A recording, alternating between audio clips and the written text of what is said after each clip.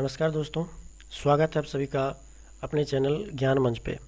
तो आज जो है आप सभी के बीच मैं लेकर आया हूँ पटना हाई कोर्ट रेगुलर मज़दूर वैसे अभ्यर्थी जिन्होंने लाइफ स्किल में जो है कम्युनिकेशन स्किल को भरा था, वैसे अभ्यर्थियों के लिए ये सेशन है।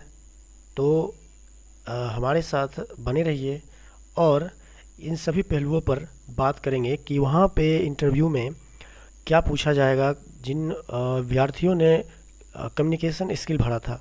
तो सपोर्ट करिए हमें, आप सभी के लिए ये चैनल बहुत अच्छे से काम कर रहा है। थोड़ा सपोर्ट दिखाइएगा तो और अच्छे से ये चैनल आपके लिए बहुत कुछ कर सकता है। तो इसी के साथ वीडियो को लंबा नहीं करते हैं और शुरू करते हैं। अगर आप नए हैं चैनल पे तो सब्सक्राइब कर लीजिएगा। आने वाले टाइम में इंटरव्यू से जुड़े हुए बहुत सारे वीडियो आपको मिलने वाले हैं, तो इसमें आप ही का फ़ायदा है। तो चलिए यहाँ पे देखिए कम्युनिकेशन स्किल। अब ये होता क्या है, आप जो है एक मज़दूर के पद के लिए वहाँ पे जा रहे हैं, तो हर एक पद का अपना अलग अर्थ होता है कम्युनिकेशन का। इसी प्रकार से आप मज़दूर के पद के लिए जा रहे हैं तो आपका कुछ वहाँ अलग कार्य होगा कम्युनिकेशन स्किल को लेकर के। तो यहाँ लिखा हुआ है, एक सफल मजदूर की सबसे बड़ी ताकत मीठी बोली और सही सुनवाई। कहने का मतलब है आप वहाँ जितना अच्छा बोलिएगा और जितना अच्छा से ऑर्डर्स को एक बार में सुनिएगा वो आपके लिए ज़्यादा फ़ायदेमंद रहेगा। उसके बाद देखते हैं, इसको मैंने चैप्टर वाइज बांटा है। जैसे मज़दूर के लिए इसका क्या अर्थ है, इसका मतलब यहाँ पे कम्युनिकेशन स्किल के लिए मज़दूर जो है मज़दूर पद के लिए इसका क्या अर्थ हुआ। तो देखिए यहाँ पे क्या है, अक्सर लोग सोचते हैं कि कम्युनिकेशन का मतलब फर्राटेदार अंग्रेज़ी बोलना है, लेकिन ये बात बिल्कुल गलत है। मज़दूर पद के लिए कम्युनिकेशन स्किल का मतलब है ध्यान से सुनना, जैसे जज साहब या अधिकारी का ऑर्डर एक बार में सही समझना। उसके बाद दूसरा पॉइंट है विनम्रता। सबसे जो है हम्बल तरीके से आप पेश आइएगा, चाहे बड़ा रहे चाहे छोटा रहे। अंदर से बात, ये आदर से बात करना है। आप जो है कोई भी वहाँ व्यक्ति रहे, क्योंकि वहाँ पे कोर्ट है, कोर्ट के माहौल में बहुत प्रकार के व्यक्ति से आपका मुलाकात होगा, तो आप अपने जो है आचरण को सही रखिएगा। वहाँ पे स्पष्ट बोलना, अपनी बात को कम शब्दों में साफ साफ कहना। आप जो बोलना चाहते हैं वो घुमा फिरा करके बोलने की ज़रूरत नहीं है, आपको जो बोलना है पिन पॉइंट बात करिए, वहाँ पे कोई दिक्कत नहीं है। बॉडी लैंग्वेज, खड़े होने और बात करने का सलीका, आप एकदम सही से अच्छे से खड़े हैं, ऐसा नहीं कि पैर पे पैर चढ़ा के बैठ जा रहे हैं, उसके बाद एक पैर जो है हटा के खड़े हुए हैं। इस प्रकार से ये एक सलीका नहीं है खड़ा होने का। उसके बाद यहाँ पे क्या है, नीचे एक नोट दिया गया है, सर कोर्ट में एक गलत शब्द या गलत सुनी गई बात बहुत बड़ी गलतफहमी पैदा कर सकती है, इसीलिए कम्युनिकेशन एक मज़दूर के लिए सबसे ज़रूरी हथियार है। आपको वहाँ चाहे कोई भी फील्ड हो, जिन्होंने कंप्यूटर भरा है उनको भी कम्युनिकेशन का जरूरत पड़ेगा, जिन्होंने कुकिंग भरा है, जिन्होंने ड्राइवर भरा है, ड्राइवर में तो और आप का जो आपको इंस्ट्रक्शन सुनने को तो बहुत अच्छे से आना चाहिए और उसका पालन करना भी बहुत अच्छे से आना चाहिए। उसके बाद देखते हैं आगे, ये जो क्वेश्चन दिख रहा है आपको, इंटरव्यू के तीखे सवाल और आपके जवाब। इंटरव्यू में आपसे क्या पूछा जा सकता है और आप उसका क्या जवाब दीजिएगा। देखिए यहाँ पे टेक्स्ट थोड़ा छोटा है, इसके लिए मैं आपको टेक्स्ट बढ़ा करके दिखा सकता हूँ।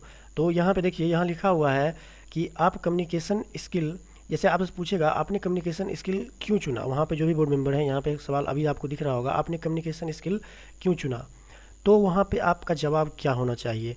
तो यहाँ पे जवाब लिखा हुआ है, आपका जवाब होगा, सर एक मज़दूर का काम सिर्फ फाइल ढोना नहीं होता, बल्कि सूचना इन्फॉर्मेशन को एक जगह से दूसरी जगह पहुँचाना भी होता है।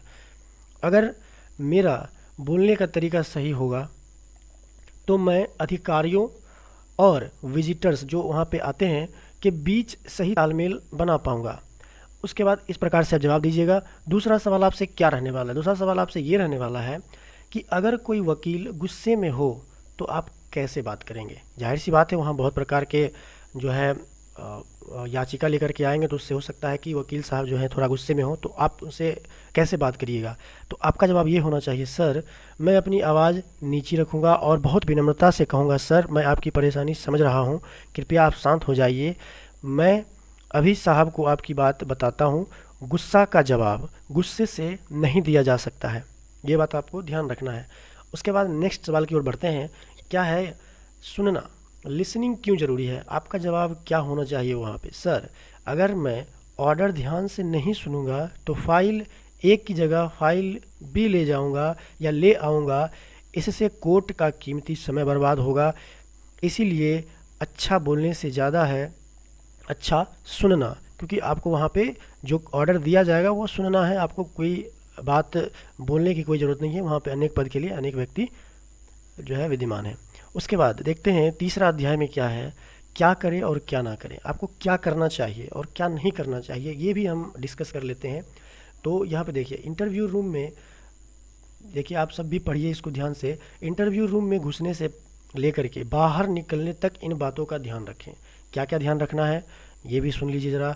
और हाँ, वीडियो में अभी तक बने हैं तो बने रहिएगा, अंत में आप सबके लिए एक सरप्राइज़ रहेगा। और जितने भी कैंडिडेट हैं वो टेंशन ना लें, 27 तारीख का वेट करें, उस दिन एक और नोटिस आएगा, उस दिन डॉक्यूमेंट वेरिफिकेशन का डेट आएगा, उसी में लिखा रहेगा कि आपका इंटरव्यू कब होने वाला है। तो आगे देखिए क्या लिखा है, यह करें, ये सब करना है। आई कांटेक्ट, बात करते समय इंटरव्यूअर जो इंटरव्यू ले रहे हैं आंखों में आंख, ये तो पिछले सेशन में भी करवा चुके हैं, उसमें भी लिखा हुआ है। यह आत्मविश्वास दिखाता है। अब क्या नहीं करना चाहिए आपको, देखिए नीचे ज़मीन या छत की तरफ नहीं देखना चाहिए, अगर देखकर बात नहीं करना चाहिए। अगर आप ऐसा करते हैं तो क्या दिखाता है, यह दिखाता है कि आप डरे हुए हैं, ऐसा आपको वहाँ पर बिल्कुल नहीं दिखाना है। स्पष्ट आवाज़, इतनी ज़ोर से बोले कि सबको सुनाई दे लेकिन चिल्लाए नहीं। एक साधारण, जैसे घर में आप बात करते हैं उस प्रकार से कर सकते हैं, जैसे कॉल पे बात करते हैं उस प्रकार से आप नहीं बोलिएगा, क्योंकि कॉल पे बात करना और सामने कोई व्यक्ति खड़ा है या सामने कोई व्यक्ति बैठा है उस पर बात करना थोड़ा सा अलग होता है। उसके बाद बुदबुदाना, ये क्या है, मुंह के अंदर धीरे धीरे ना बोलें। होता है कई बार किसी व्यक्ति को खुद से बड़बड़ाने की आदत होती है, तो उस प्रकार से वहाँ पे ना करें। तो आगे देखते हैं, जी सर या जी मैम, बोलना क्या है वहाँ पे। वाक्य के अंत में आदर सूचक शब्द का प्रयोग अवश्य करना है, बोलना है जी सर या जी मैम या जी मैडम। उसके बाद बीच में काटना, जब सर सवाल पूछ रहे हों तो बीच में अपनी बात शुरू नहीं करना, अपनी बात को शुरू नहीं करना है। सवाल पहले सुनेंगे, उसके बाद हम अपना जवाब देने का प्रयास करेंगे, और नहीं आए तो सॉरी सर बोल करके आगे बढ़ जाएंगे। उसके बाद मुस्कुराहट, चेहरे पर हल्की और सौम्य मुस्कान रखें। कहने का मतलब है ज़्यादा हंसना भी नहीं है और पूरा सैड की तरह मुंह नहीं रखना है, एकदम नॉर्मल जैसे आप घर पे रहते हैं वैसे जा सकते हैं, कोई दिक्कत नहीं है। चेहरा बनाना, मुंह बनाकर या बहुत गंभीर होकर ना बैठे, इससे लगेगा कि आप इस जॉब से खुश नहीं हैं, या इस प्रकार से कुछ ऐसा एज्यूम कर लेंगे जिससे आपको आगे चल के मुसीबत या प्रॉब्लम हो सकता है। आगे बढ़ते हैं ज़रा, देखिए उसके बाद जो है सिचुएशन टेस्ट क्या हो सकता है, आपसे किस सिचुएशन में बात करेगा। उसके बाद देखिए यहाँ सिचुएशन टेस्ट, इंटरव्यूअर आपको फंसाने के लिए ऐसी स्थिति देगा। तो पहला क्या कंडीशन वो आपसे दे सकते हैं, फ़ोन कॉल हैंडल करना। इस प्रकार सिचुएशन अगर आपको देते हैं तो इस स्थिति में साहब सीट पर नहीं है और उनका लैंडलाइन फ़ोन बज रहा है। कहने का मतलब है अगर जो साहब हैं वो अपने चैम्बर में नहीं हैं और उनका लैंडलाइन बज रहा है तो आप क्या करिएगा, फ़ोन उठाएंगे और कहेंगे नमस्ते यह। उसके बाद जो भी वहाँ सर होंगे ऑफिस में, जिस चैम्बर में होंगे जो सर होंगे, आपका नाम वहाँ जब आप ज्वाइनिंग कर लीजिएगा तो आपको नाम पता चल जाएगा सबका। तो या इस पद पे का ऑफिस है, सामने वाला पूछेगा साहब, तो साहब किधर हैं, तो आप क्या कहिएगा, सर अभी सीट पर नहीं है, क्या मैं आपका कोई मैसेज नोट कर सकता हूँ। इस प्रकार से बोलेंगे तो मैसेज लिखकर साहब के टेबल पर रखेंगे। इतना काम आपको करना है। दूसरा सिचुएशन क्या है, अनजान विजिटर, अगर कोई अनजान विजिटर आ जाता है तो क्या करेंगे, कोई अनजान व्यक्ति ज़बरदस्ती चैम्बर में घुसना चाहता है तो आप क्या करिएगा, दरवाजे पर खड़े होकर विनम्रता से कहेंगे या रोकेंगे, सर अभी मीटिंग चल रही है, आप अपना नाम और काम पर्ची पर लिख कर दे दीजिए, मैं अंदर पूछ लेता हूँ। इस प्रकार से, लेकिन हाँ बिना पूछे किसी को अंदर नहीं जाने देंगे, चाहे वो कितना भी वीआईपी क्यों ना बने, क्योंकि ये कोर्ट है और कोर्ट में नियम ना मानना ये सबसे बड़ा उल्लंघन है। इसमें आप जो है दंड के भागीदारी बनेंगे। आगे जो है देखते आगे क्या है, आगे है बॉडी लैंग्वेज के बारे में है, बस अब सेशन ख़त्म है।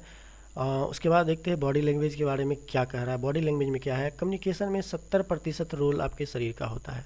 बैठने का तरीका, कुर्सी पर सीधे बैठें, रीढ़ की हड्डी सीधी हो, हाथ अपनी जांघों पर रखें, पैर को ना हिलाएं। इस प्रकार से आपको ये सही तरीका है। हाथों का इशारा, बात करते समय ये सब देखो नहीं करना है आपको। बात करते समय हाथों को बहुत ज़्यादा ना नचाएं, इधर उधर हाथ तक करके बात ना करें। अपनी बात समझाने के लिए छोटे इशारे करें, उंगली कभी ना दिखाएं। ठीक है, तो ये जो था, ये आपका सेशन था जो अपने लाइफ स्किल में कम्युनिकेशन स्किल भर दिए थे, उन्हीं कैंडिडेट के लिए है। वो अवश्य से इन सेशन को देखें और देखने के बाद अच्छा लगे तो अपना रिव्यू शेयर करें, कमेंट में एक अच्छा सा प्यारा सा कमेंट हमारे लिए छोड़ के जाएं।